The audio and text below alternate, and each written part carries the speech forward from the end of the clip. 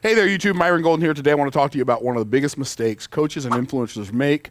And what happens is people begin to believe their own press. I heard a story one time about a guy who got up to do a speech. And man, he got up like he had it down. He walked up there, shoulders back, chest out. And then he got ready to do his talk, and he opened his mouth, and nothing came out. And he couldn't remember what he was going to say. And he was humiliated in front of hundreds of people. He's just standing there, and he's like, he puts his head down, and he goes back and sits down. And his mentor said to him, if you had gone up like you came down, you could have come down like you went up. And what happens is we start doing good work, and we start impacting people's lives, and people start telling us how wonderful we are, and we make the mistake of believing them. And by the way, that's always a mistake. It's not a mistake to believe them from the standpoint, I'm glad the stuff that I'm doing is serving you, but it's really a bad idea for you to become a legend in your own mind. And a lot of people become legends in their own mind, and then what happens is they begin, first of all, they create a divide. They divide themselves from the people they serve. And so they create this division. Well, I'm the guru, and you're the guree, right? And I know that's probably not a word, right? But like I'm the teacher and you're the student, and they act as if that means they're bigger, they're better, they're smarter because they're a little bit further down the road than us. Like, don't get to the place where you divide yourself from the people you serve. One of the reasons Arnold Palmer had such a ginormous fan base in golf is because he always walked slowly through the crowd and treated people when he was talking to them like they were the most important person in the world. And see, one of the things, you cannot go wrong treating people good, right? You can't go wrong treating people right. You ain't gonna do bad if you're treating people good. Like, stop making it about how they make you feel. People don't, like, if you wanna have a sense of significance, go out and serve. Let your significance come from the service that you provide and not from all the praises that you receive. So they create this divide. And sometimes, I'll be honest with you, it's hard not to do. It's hard not to do if you're in a conference, for instance, and there are thousands of people there. You're in a conference, there's thousands of people there, and you're one of the speakers. You literally can't take 2 steps without somebody wanting to take a picture with you. Now, it was way better when everybody didn't have a camera in their pocket, right? Then they just ask you to say hi or give them an autograph or something. But now it's like everybody wants to take a picture. You're at a conference, and so for me, I don't ever want people to feel badly. And I don't want them to feel like I think I'm better than them, because I don't. I don't think I'm better than anybody. I don't think anybody's better than me, so let's quit tripping, okay? But I don't think I'm better than anybody. And I don't ever want me, the way I behave, to make someone feel small. I want to let them know that I see the image of God in them, and I'm going to treat them like they are made in the image of God, right? And so, sometimes we're at conferences, especially a big conference where I'm speaking, it's overwhelming. It can be overwhelming. And so I'll usually have somebody with me that keeps me from getting accosted when I'm going to the bathroom, for instance, right? So it's like, Mr. Can I take a picture? Can I take a picture? I would love to take a picture with you, but I can't right now, because if I take one with you, for you it's 2 minutes, for me it's 2 hours. That's not an exaggeration. Right? And so even though you have to have an appropriate way of doing things, we were at Funnel Hacking Live last year, and I was one of the speakers again, and it happened like that. I was like, I can't. But here's what I did. I said, here's what I'm going to do. Tomorrow, from 4 p.m. to 6 p.m., I'm going to be right out here in this hallway, and I'll take pictures with anybody for 2 hours. Right? But I can't just stop while I'm on my way somewhere and take a picture. Sometimes. But don't create a divide. Don't get to the place where just because everybody wants to take a picture with you, that you think you all that and a bag of chips, right? Because you ain't that cute. Okay, so, all right, so they create a divide. And then after they create a divide, the next thing they do is they distance themselves. And they become unreachable. Now, you have to have a certain level of distance in order to be productive, right? Like, so my phone, to keep it equitable, my phone lives on do not disturb, right? So if you call me and I don't answer, I'm not ignoring you.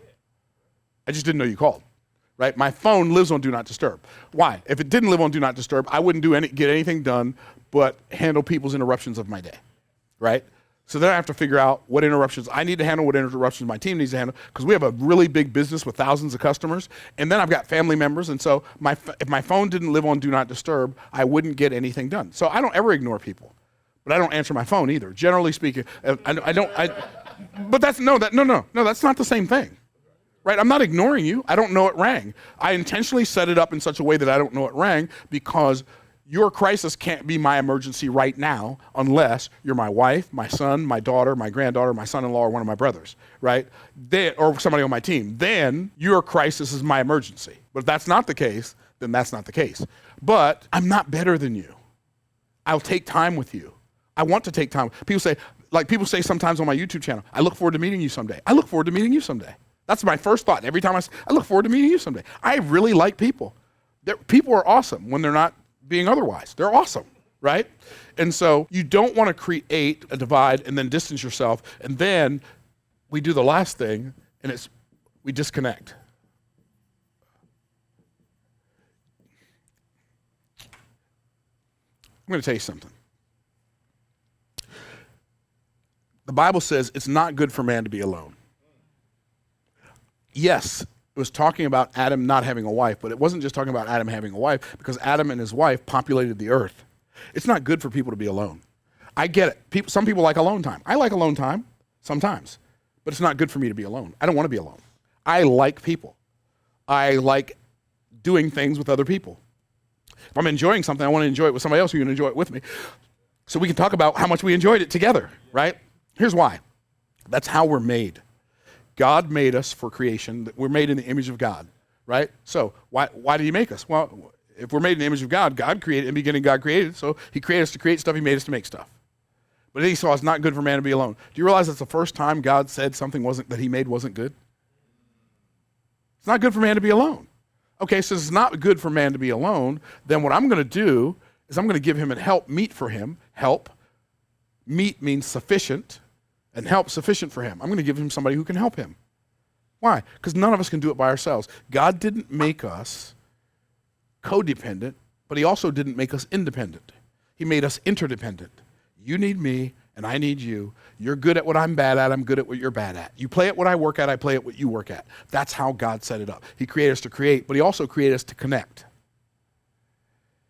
That's why if you're creating but you're disconnected from people, you feel unfulfilled.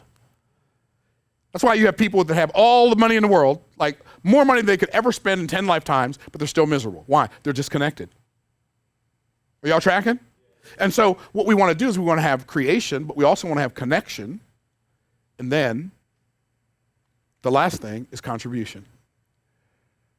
Where does contribution come from? We want to do something for somebody, like all of us. This will be good for all of us, especially gurus, coaches, influencers, authors, speakers, pastors, like people who have influence over people, is one of the things that would be good for all of us to do.